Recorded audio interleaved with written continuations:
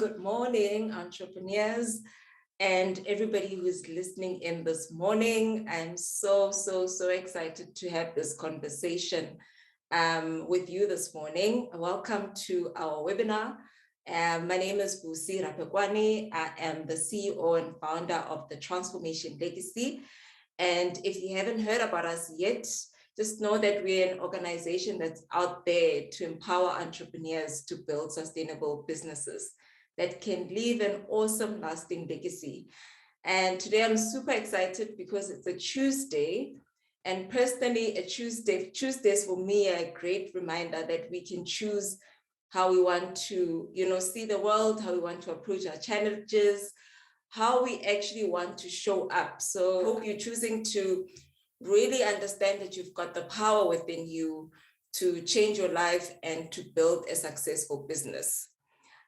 Today, we're discussing how to transition from working in corporate or how to transition from any given environment into being a successful, effective entrepreneur. And with me today, I've got two amazing women who work closely with the Transformation Legacy. I regard them as my friends, as my mentors as well. And these women are just trailblazers in their industries. And I'm so excited for them to share their journey and their insights of how they transitioned successfully into entrepreneurship. We've got Njilo from Fundamental Tone. Zandi is a human resources guru, and I think she's a people and leadership guru, honestly. She knows how to get people to be effective in whatever environment that they're in. And it's just such a pleasure to have her here today to share her journey. Welcome, Zandi. Thank you so much, Busi. I'm so excited to be here. And thank you to you and the Transformation Legacy for this initiative. I think it's going to be really powerful. You are saying we are amazing and trailblazers. They say you reflect the company of the 5 people you spend the most time with. So we reflect you. So thank you for being here this morning. It's exciting. Thank you very much, Sandy. And our second panelist is Betty Linda. And Betty, I'm like, when I think of you, Betty, I just think of somebody who knows how to solve any complex problem. So Betty is a business analyst. She's a data scientist, and she's just an amazing human being who knows how to make the most complex things very simple. And Betty's a management consultant at SOIT. Welcome, Betty. Thank you, Busi. And yeah, I'm socially awkward, so I'm going to shut up now. All right. You've been my mentor with that, trying to help me to get over that social awkwardness. So. Welcome, Betty. And I know that, entrepreneurs today, anybody listening in today is just going to get such amazing insights from both of you. I just want to get straight into it. But before we talk about transitioning effectively from full-time employment into entrepreneurship, I just want you both to introduce yourselves briefly and tell us a little bit about what you do in your organization, and perhaps share one thing that you are passionate about. So I'll start off with you, Zandi. If you can tell us a little bit about Fundamental Tone and the one thing you're passionate about. Thank you so much.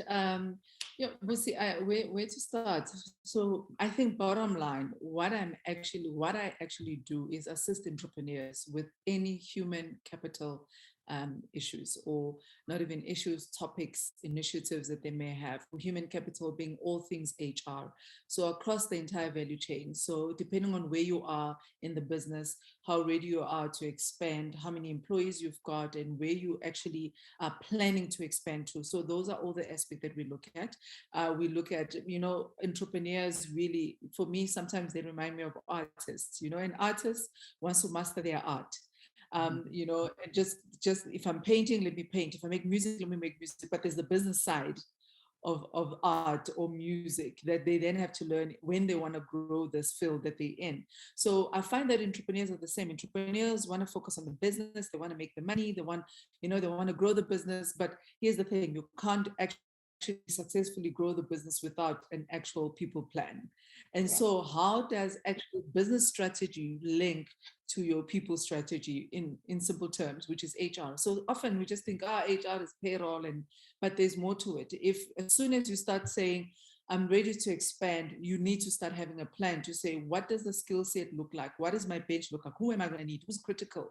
And so it's beyond recruitment. It's the right skills that so that you save money. And I find, and why I actually went into this field was, I mean, I've always been in HR, but why entrepreneurs, which is actually what I'm passionate about, is because I thought, you know what, we're making silly mistakes and wasting money because we hire and fire as we please.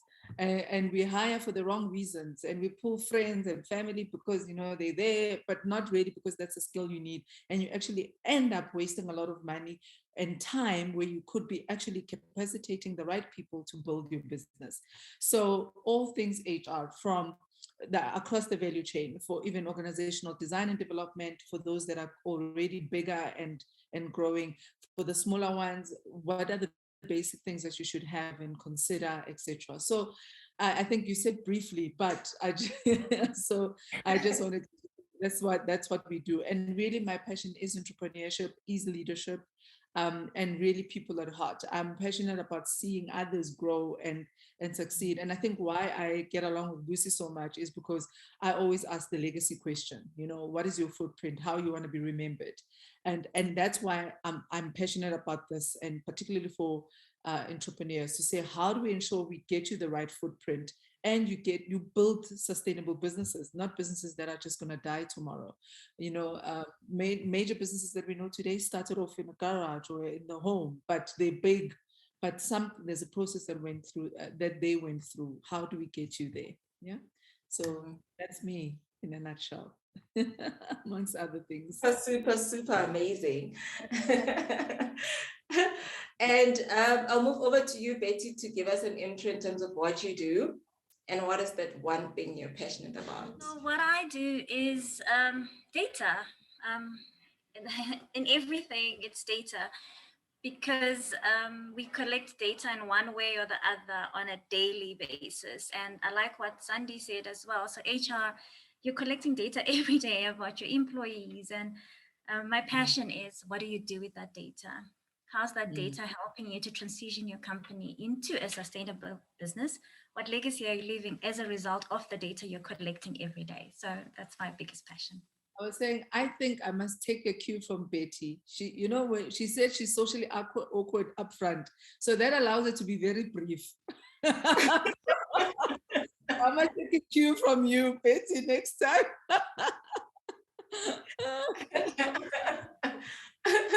I think you'll see that the social awkwardness only lasts until the intro part. You'll see when we get into the thick of things what happens.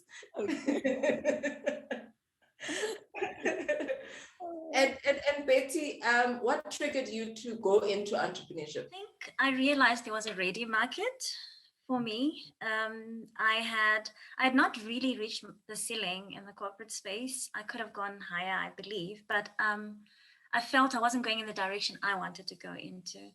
And because I was in a data department, I felt I couldn't really use the other skills that I had, so like business analysis and so on, to augment what I already had. So I felt by going into that, I can actually use my other skill set to augment this journey and make data not just about reports and, you know, things like that, the usual, but make it a more meaningful journey for my clients in terms of what does data actually mean to you. And for yourself, Zandi, what led you to that big decision to go into this world that is uncertain?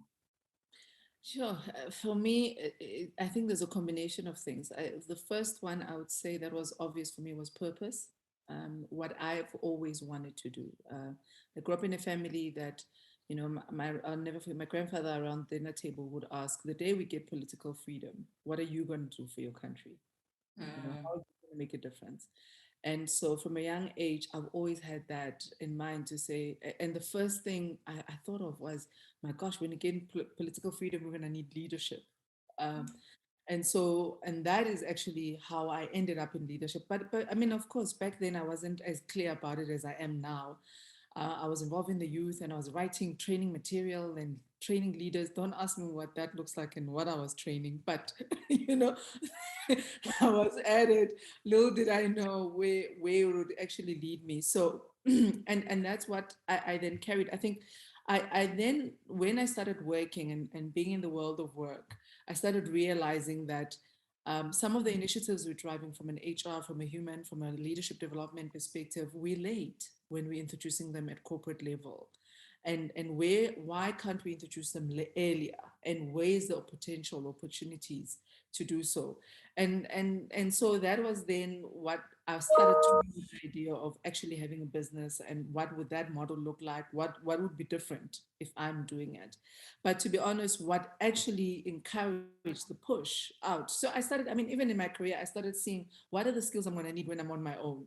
I started negotiating even when I was still employed, because luckily I had the right people that I was reporting to. They knew my intention. I started negotiating my time and my involvement and what skills I needed. So I started planning for the exit way before I actually exited.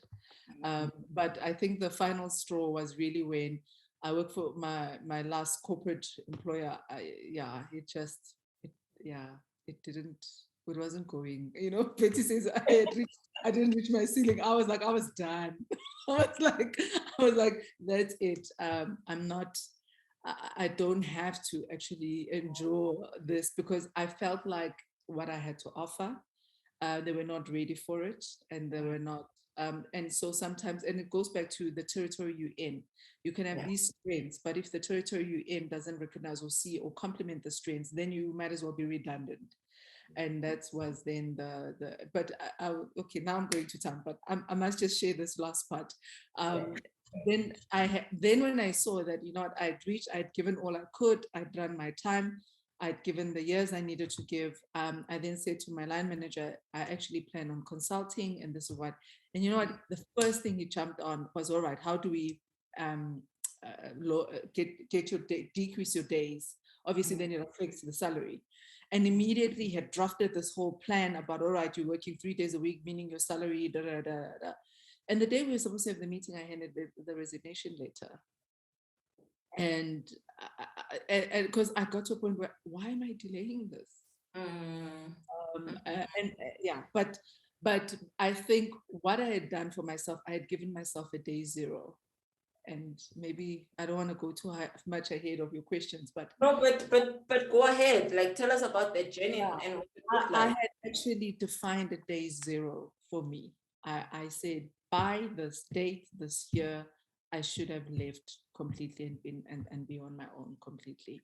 And so that was, and funny enough, everything in me was then preparing for that date. So even subconsciously, I mean, that wasn't the plan that I was going to resign, but subconsciously, it was actually day zero. That then I was like, no, that's it. It's my day zero. Gone. It was. But there's obviously a lot of preparation. So mindset-wise, emotionally, and plans. I mean, I had to literally. My husband is like Betty, very analytical, very factual. I had to draw up a PowerPoint presentation and a spreadsheet just to say, I'm going full time in the business. What does it look like? And so there was back it up. No, I had to, because here's the thing, I needed the buy-in, because I don't want, when then things are not going well, someone to say, yeah, but you decided. So I needed us to be aligned to say, this is what we decided. I showed him. I remember we were going on holiday at some point to Durban, and I had a speaking engagement for one of the institutions to speak to HR in Durban.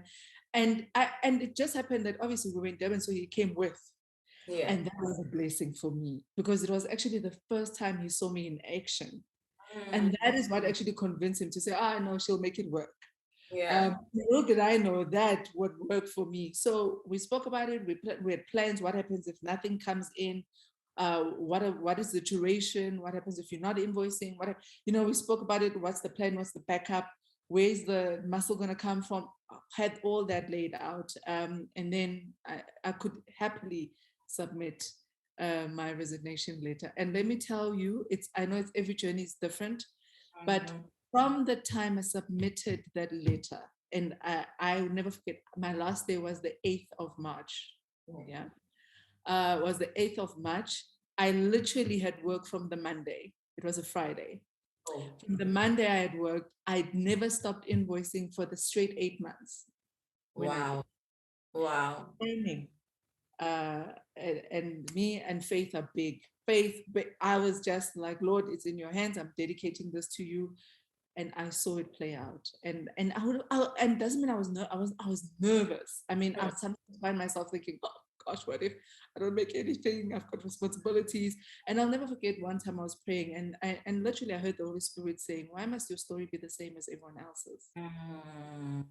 Yes. So who are you going to trust? And then from then on, I was like, yes, I've had all sorts of stories about business. Mine is I'm going to tell a different story. All right, so before I take the full hour, I'll stop. We're going to come back to that because I want you to elaborate more on that emotional and spiritual preparation that you had to go through for you to be ready to even take up the opportunities that you had taken up for that straight 8 months. So we're going to come back to that. But what I also want to touch on is both of you said that what triggered you to go into entrepreneurship is that you had a lot of value to give to the market, and the environments that you were in were not allowing you to express that value fully. Yeah. And what I find is some entrepreneurs or some aspiring entrepreneurs will say, I'm tired of reporting to a boss. I want to be my own boss. Or, you know what? I want to control my own time. I don't want to be controlled.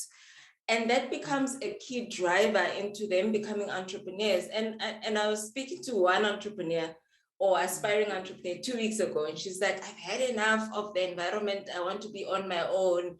I want to be my own boss. And I'm like, no, you're not going to be your own boss. You're going to have multiple bosses who are called clients. So you need a different motivation to start a business. It can't be the fact that you can't report to somebody anymore. Like you need something stronger. And that's what I get from what you're saying, is that you found that your value was too big for the environment that you're in, and hence you had to create your own environment. So okay, well, I want to go back to your journey, Zandi. I'm gonna come back to Betty, but I want to go back to your journey and to the preparation that you had to do for you to get ready for the point where now you've turned day 0, which was a Friday, into day 1 on Monday. What did that preparation look like for you? So, when you say people just decide, hey, I don't want this anymore, let me jump. I mean, I knew I'm going to be on my own probably 10 years before I actually made the jump. Oh. So when you talk about preparation, it's not just, will I have I saved enough? Which it's something we should be considering, because how long would it take me to actually get this going, and what is the bare minimum will I need to make it work? So there's a financial component, because you can't think you want to pay yourself the same as your corporate salary. It doesn't work that way. So it's beyond the financial impact. It is also about the do I have a skill to sell? I think that is critical. Because for me to turn day 0 to day 1 and literally be able to work, it meant I needed to have a skill that I'm selling. And also, I didn't start when I left. I was already building clientele, my expertise outside of the organizations, And that is why I would have conversations. This is what I'm doing. This is what I'm, and I know employers sometimes are horrible. They're like, if you tell them you've got a side business, they might think you're taking their time, but it also depends who are you reporting to. I think for me, when I actually really started preparing, was when I reported to a boss who understood my values, saw what I could do. And literally, when we were talking about my next move, I said, my next move is not going to be to move to another business unit. I need to get out. And so for me to realize that what I actually need is more consulting experience, I need more exposure into the business, the actual business side of it, to see when I'm engaging with business, am I able to actually solution for in my space for what they need. And that is what, and I literally, she said to me, write your own job description. And I created a whole profile and what I could do. And then we were working towards that together. And then I said, I can't do the 5-day thing if I'm going to make this work. And so let's talk about, how do we make it work? Because, but here's the thing, she could trust that because I delivered. She never had to ask me, where's my work? Where's this? Where's that? She knew I literally treated her space and the business I'm in as if it's a client, even though I'm employed. And so that is what I then did. And so I showed up fully because I was already preparing for the space that I'm in. I thought of what kind of, we're talking about data. How do I collect this data? How do I give them value in more than just the fact that I'm showing up, whether I'm consulting, I'm facilitating, you know what I mean? So it was really, but because it's within my passion, it didn't feel like extra work. Because I knew exactly why I'm doing it and what I'm building towards. And interestingly, then I deviated from my plans. So when I left working in that organization and I joined another one, I still thought I'm continuing with the same plan, but now I needed a different field and industry because I had been in that industry for so long. I needed a bit more exposure. And then I thought, before I make that final move to go into business, maybe let me take this opportunity and see what I don't know. And yes, I learned. Because when you're also in environments where you're uncomfortable, where you find that you continuously, I'm from an environment where I didn't have to prove myself. My name was there already. And I'm going to where I feel like I'm starting over. And I realized that, but that's how it's going to be with clients. They're not going to just say, oh, yes, it's Zandile. How do I build that rapport? So I took that experience, no matter how tough, and there it gave me an opportunity to start things from scratch. That previously there were systems already in place. Here I had to implement and start it from scratch with people that don't want it. And so now, how do I work with stakeholders? How do I get by it? So did I get even though I could say I was done, but did I get the skill set I needed? Of course. And so I was there. I knew when I joined that company, I knew within the first month, it's not for me. But I stayed for 3 years. 4 years. Sure. I think it was about 4 years. So in a month, I knew this is not for me. But I think I was there for 4 years. Why? Because I needed to build the resilience. I needed to make sure I'm successful there so that I know for me, I can make it on my own. And so what I think your question is so true. There's so much more. There are things depending on also what you're offering. If you're selling a product, a phone, and it's something that you could, but if you know that there's a service, there's something that you must build reputation, you must build material, you must build your offering. You have to be intentional. I think that's what I'd like to leave you with the entrepreneurs with. You must be intentional about the skill set you will need, recognize the skills that you are able to sell.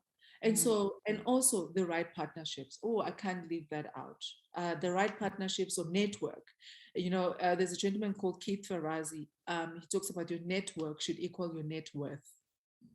So I was establishing the right network while I was still even in the field. HR, knowing the right HR people in different organizations, the right heads, the right level, the decision makers, because then I needed to come back and knock on those doors, get exposure, find out which platforms I can speak at, where do I get to know, got to know you, Busi, through that whole, because I met you as literally as I'm leaving the corporate. And that was even grace. It was also because I met you, because someone else in the organization I was in was like, hey, there's this coming. Would you be interested? I said, I'm grabbing it with both hands. Yes, I'm coming. So it was about networks and building, because I was fortunate that I also could have a business partner that had established, also, they were in business for longer. And they had a generous spirit where they were able to say, all right, use my clients. And we would work on a business model. Use my clients for your offerings until you are able to find your feet and run. And that was it. But interestingly, the first client that, when I said Monday I was busy, was actually people I connected with 8 months before, and they were quiet.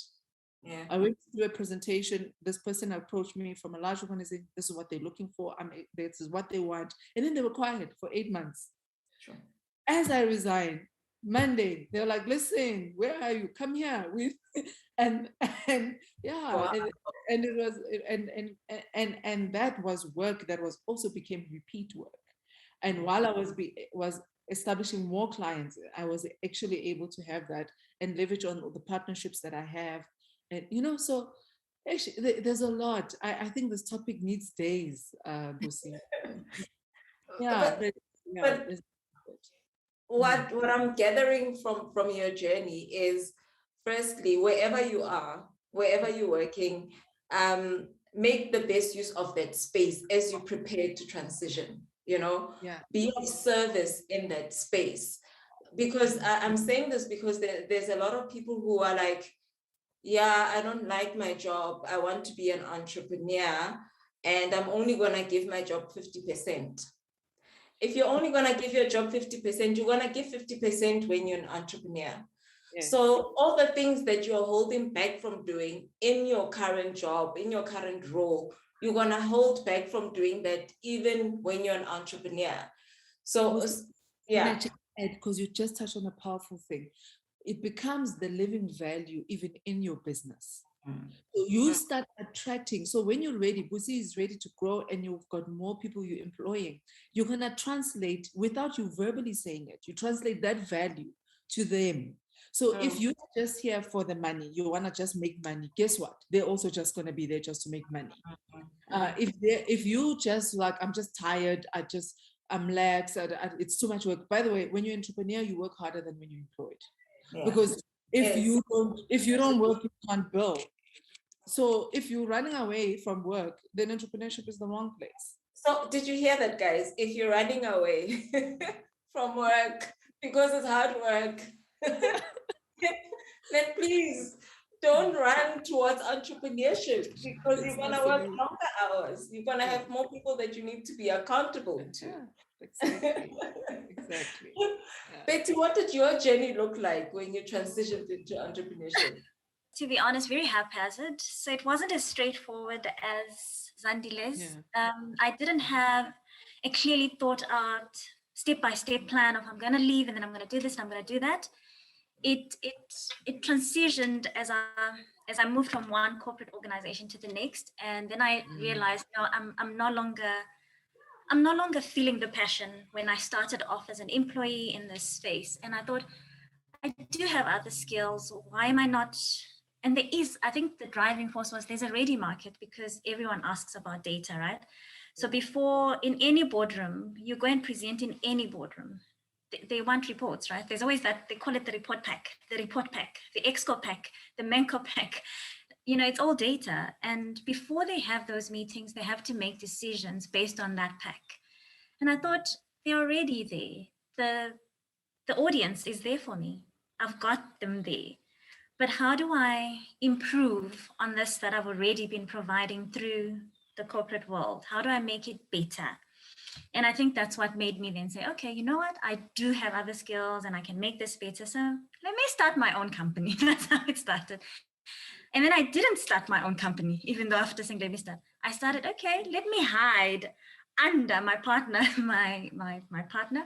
So I decided to join him in his business and be a management consultant in his business.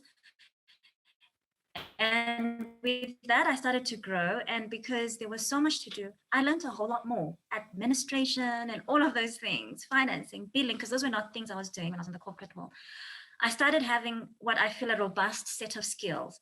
And by being exposed to the different areas of the business, I think then my skills even grew more, because now I was doing it on the run, and it had to be done right. And I learned more skills. But again, it went back to the data.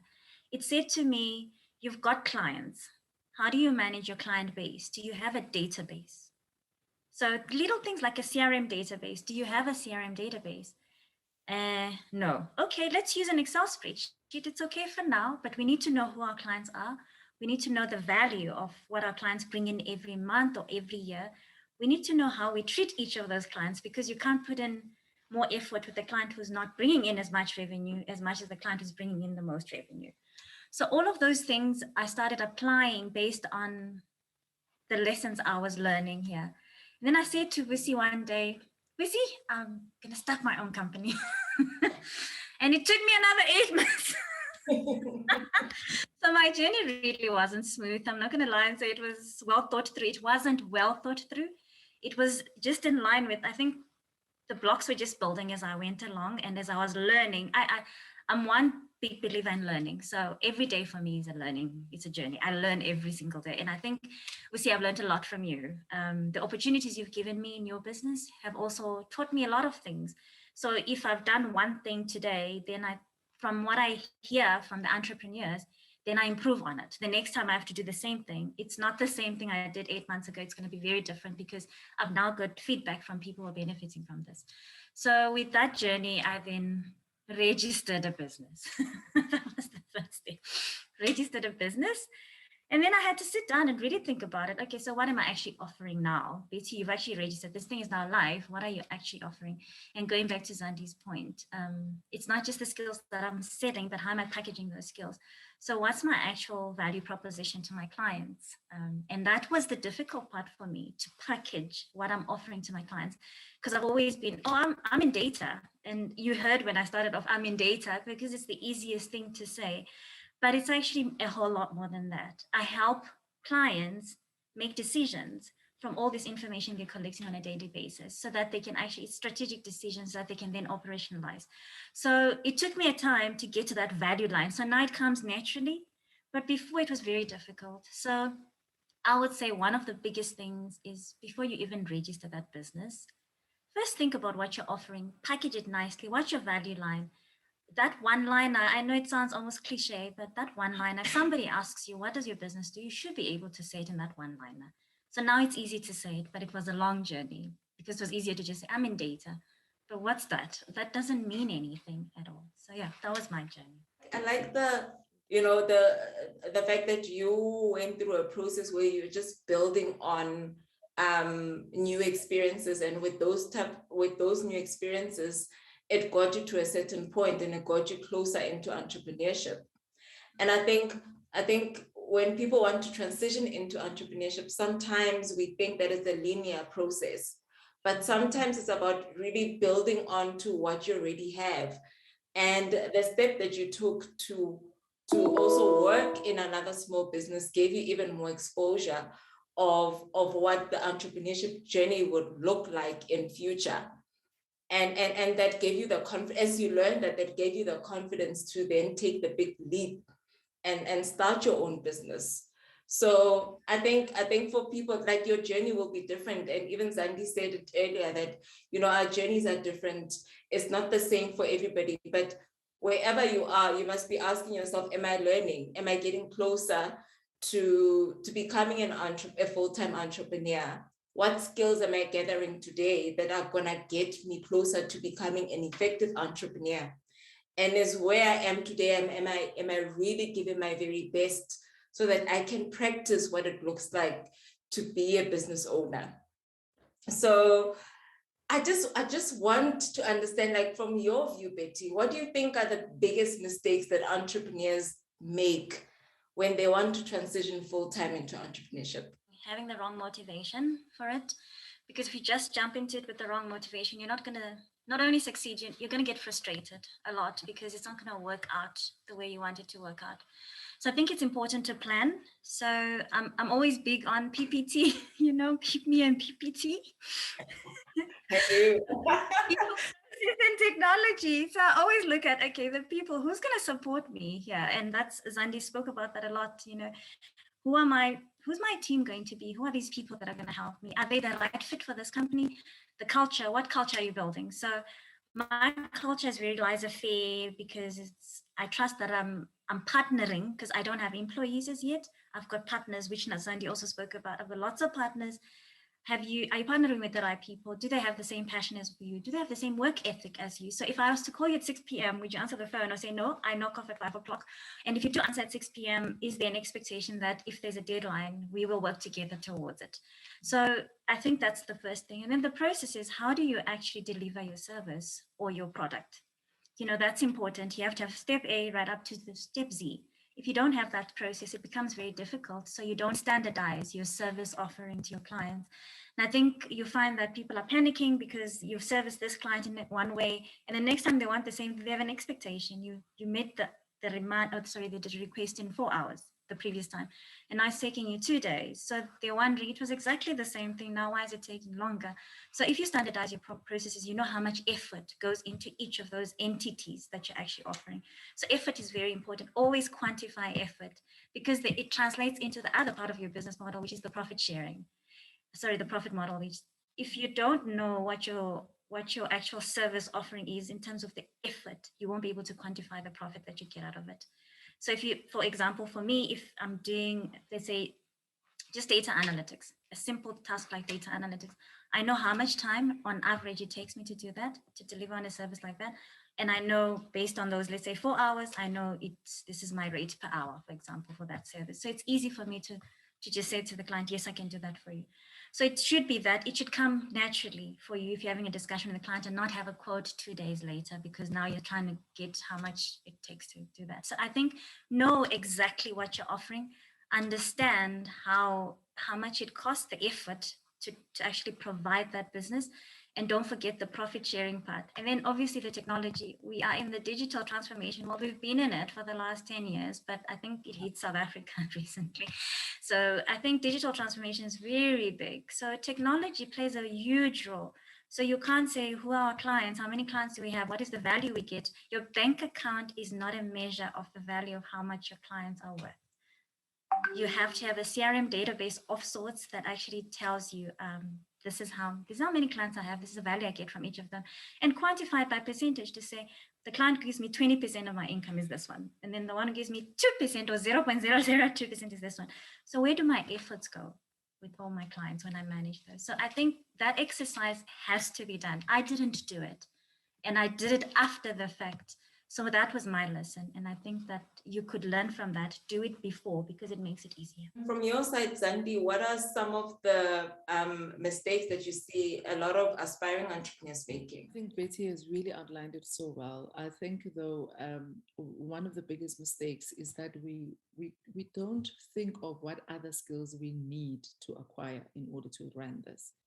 We just always think of what we do, what we offer. So, for example, sales. Yeah. You just, yeah, but you see, the ladies feel me. You need to be able to sell this. So once you've packaged it the way Betty has mentioned, and you've packaged your offering, and you must be able to sell it and to land it, because you're not going to hire salespeople. When you start your business, you're on your own for some time. You are everything.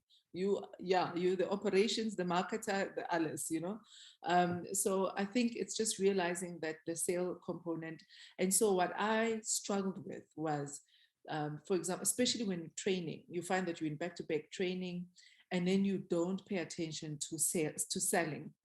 Because here's hopefully this will land. You, depending on who your clients are, if your clients are corporate and you actually build, you're not going to get paid now. All right. Sometimes I've had invoices that have been paid 3 months, 6 months later. Yeah. So you need to be able to have ongoing work and you're continuously working forward. And I think entrepreneurs, the biggest mistake we make is the way we manage this finance. So we get paid now. By the time the invoice comes, it finds a hole. It covers everything. And so you're continuously catching up. And you think, yeah, but I own my own time. You can't relax in the beginning. You have to fill that order like this, like turn it. so that you know that the work I'm doing now, if I'm getting paid in 3 months, it's okay, because in 3 months, I'm still booked in 3 months because there's another one coming. So I think it's sales, it's the financial component, admin. If you like me and you just, admin is a problem in your life. I like what Betty was saying, to say you cost everything. And someone once said, if whatever task you're doing costs more than what your rate is per hour, it's not worth you doing it. So if it's gonna take you 10 hours to just sort out this report, that's 10 hours you've lost that you could have actually given off and having what billable rate, if I may call it that way. So it's understanding how you want to stagger and organize yourself and be able to do your admin, get back to clients quicker, quote, because I mean, just recently I wanted a quote for something, and the one guy, literally within 30 minutes, I had the quote. And the other person, I had to follow up for a quote. So guess who I'm going to go with? So things like that. Also, I think those are things, and maybe even challenges that we must overcome. And I think then, and then there's social media. Betty's talking about technology, digital technology and presence, etc. But there's also the social media. I mean, Busi knows I am allergic to social media. But it's like guys, seriously, she'll say, yeah, we're going live on Facebook. Do you think I went into Facebook and I said I'm live? And no, I'm just terrible. I didn't go into LinkedIn and saying I'm really just allergic. And I know that it doesn't serve my business. So in as much as it's not a personal preference, it will be great for business to do it. So it's something that I can't then hold off. So it's also that you don't always get to do only what you like. So you must. So I think entrepreneurs, the biggest mistake is you go into business thinking I get to do what I want, when I want, But at the end of the day, we've got responsibilities, and it's really about how is it that we're going to make this work. So in as much as who do you need, what skill set you need that you don't have, that you may have to partner with, as Betty was saying. Do I have a social media person, a young person that I must partner with that can help? Do I have, what are those? Because as soon as someone said, when do you decide it's time to grow your business? Mm-hmm. Because as soon as you decide it's time to grow, you're going to need people around you. So I think those are just some of the things to say, what are other skill sets? It's not just the data that Betty brings. There's other things that she needed to learn to make this work. And so you have to employ learning. You have to be a student full-time. You have to want to learn, want to be curious. There's no course or workshop that we can teach you how to be curious. You want to research, you want to read. So you have to be a student all the time, and you're learning all the time. And there's a business transition and you're learning other things as well. So I'll end there for now. I think what both of you are touching on requires really high level of honesty with yourself as the aspiring entrepreneur. I think sometimes, as entrepreneurs, we can be very confident in ourselves and we think we're superheroes, right? You've got this amazing ideas, you are passionate, you're like, I'm gonna go for it. The market is waiting for me. And then you realize the market is not waiting for you, you need to bring something of value. You need to think through how you're going to add value. And I think it needs honesty to say, okay, I'm not great at selling. I'm not great at admin. I'm not great at this aspect. And I need to build up the skill. And maybe if I'm still working, maybe I want to do that. Maybe I want to do short courses after hours to build those skills because I know I'm going to need them. And maybe, I also need to be honest about what exactly I'm going to need. And sometimes we go into entrepreneurship and we don't account for all the resources we're going to need. And then you're in month 3 and you realize the amount of money you need and you're like, oh, what did I get myself into? I think what you're saying is we need to be honest about what we're going to need so that we can be prepared for it somewhat. We can never be like absolutely prepared for entrepreneurship, but I think these are the things we need to think through and be honest with ourselves in terms of what we're going to need. Definitely. And I just want to find out from you, just from a fight, I know that a lot of full-time employees are thinking, I want to start my own business, but how am I going to really generate income? What is it going to mean for my personal life? And do you have any pointers in terms of planning, doing that financial planning that is required for you to somewhat get you ready, or for you to, when you go into entrepreneurship, for things not to collapse, for you to just keep things going? What did you have to do, Zandi, on your side? Yeah, the financial one is a tough one. It feels the first instinct was to say you are never rich, but we all know the saying that you should at least have 6 months of your salary saved. But I mean, in reality, we don't do that. But I'd say what really would help if you do start saving towards it, that is a great help. So even if you take a portion of your salary and you put it aside and you're saying, you know what, this is going towards the business, but you also have to first calculate what is the very minimum you need to survive each month. And what are the things you can cut out.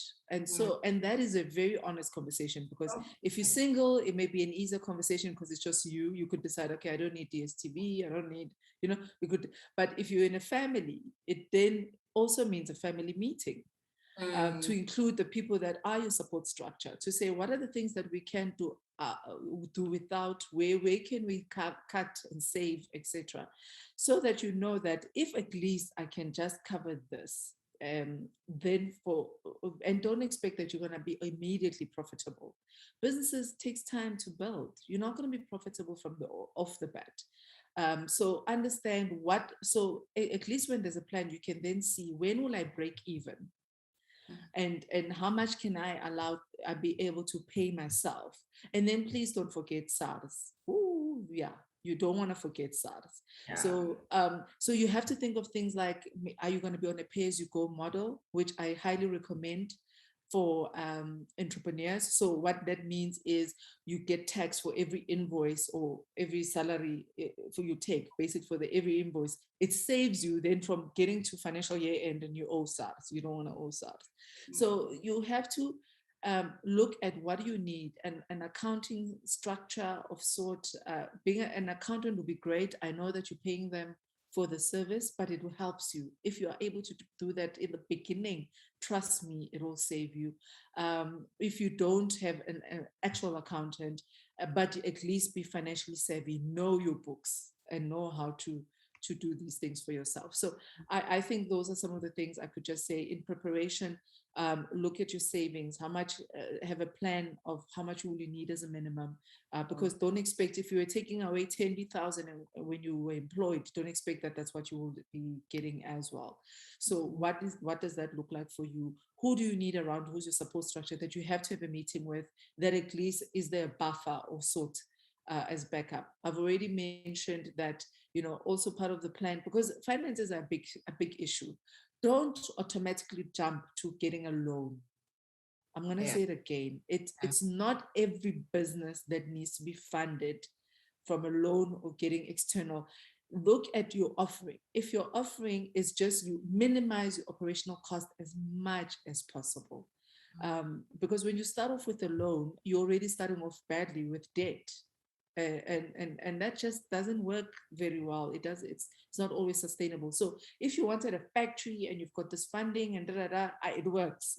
It's a big project, it needs funding, I understand, and you've got a plan. But if you are offering a service like me, Busi, Betty, you don't want to start off with a loan. Just cut out your expenses in your life and look at the habits you have, your spending habits. If you were shopping every week, and you have to really assess and budget and look at that. But don't just go off and say, I'm going to go get a loan, or I'm going to ask for a loan. That's a bad idea, unless if really the business needs it. Yeah. And from your side, Betty, what are some of the things that you had to let go of to prepare financially for this journey?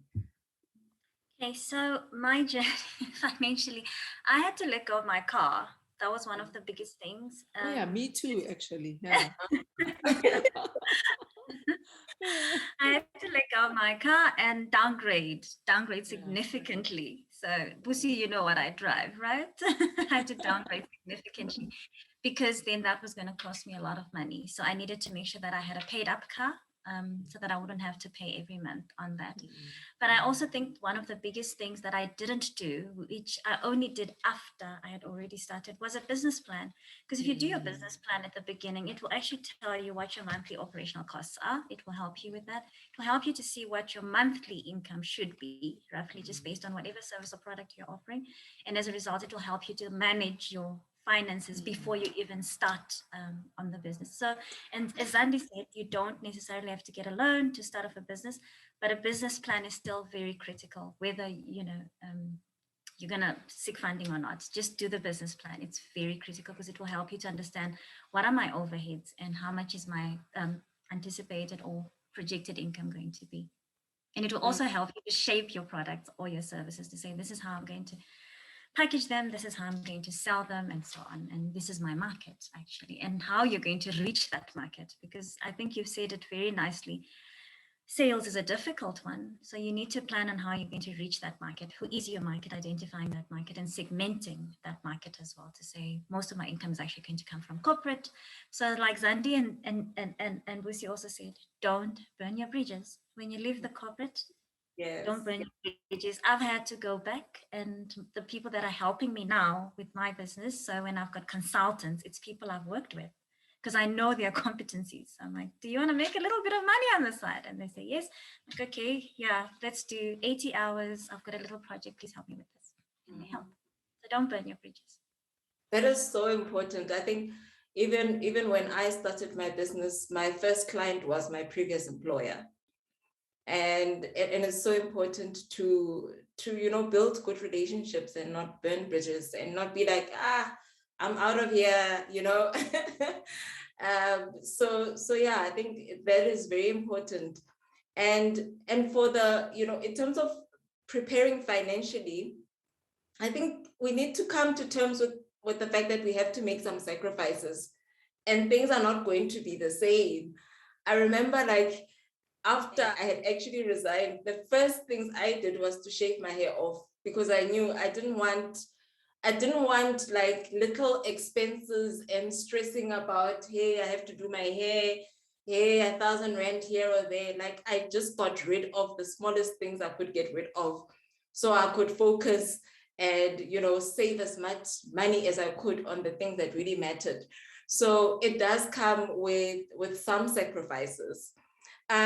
Sure, I can't believe that we've reached the end of our webinar. In closing, I just want both of you to just share what is the one thing you want to leave with any aspiring entrepreneur out there who wants to transition into full-time entrepreneurship. So what would be, your key parting thought? Don't be afraid. It's going into the unknown, but don't be afraid because the fear will hold you back. It will stop you from reaching your potential. Go for it. And you'll find that you're actually very good at it. The reason you had that in your heart, that desire, the reason you're doing it is because you know you're good at it. So just go for it. Don't fear. Don't make stupid decisions, but don't fear. Just go for it. Thank you so much to both of you, Betty and Zandi, for sharing your wisdom with us this morning. I do think, the journey to transitioning into full-time entrepreneurship is, it's a precious one. There's a lot of preparation that needs to go into that. There's a lot of honesty that you need to really have as an aspiring entrepreneur so that you can really see what you're going to need for the journey ahead. And also there's just, we need to appreciate where we are and make the best of where we are and not burn bridges, because you don't know whether, your current employer is going to be your first client or not. So, and lastly, don't fear. I think we like making entrepreneurship sound like this big, bad thing that people cannot conquer. You can absolutely do it. And there are people out there that have done it. You don't need to do it alone. Mentorship is important. You need to surround yourself with people that have walked the journey so that they can support you through that process. And we're going to leave you with that this morning. We're definitely going to have this session again. And at the Transformation Legacy, we actually have designed a program specifically for people that want to transition into full-time entrepreneurship. So if you want to learn more about our Transitioning Entrepreneur Program, you can go to our website, transformationlegacy.com. You can follow us on any of our social media pages. We are on Facebook as the Transformation Legacy, on Instagram as the T Legacy, and on LinkedIn as the Transformation Legacy to get more information about this specific program. So if you want to transition into full-time entrepreneurship, you don't have to do it alone. And as you've heard, you need to be skilled. You need to gain new knowledge, new skills, and you need to understand exactly what you need for you to make your entrepreneurship journey a success. So please do check out our website, and don't do this alone. If you've got any mentors out there that you know that you have gone through this process, reach out to them. You don't have to do this alone. And I'm gonna leave it there for now. All the best with your journeys, and we'll see each other in the next month as we continue this conversation.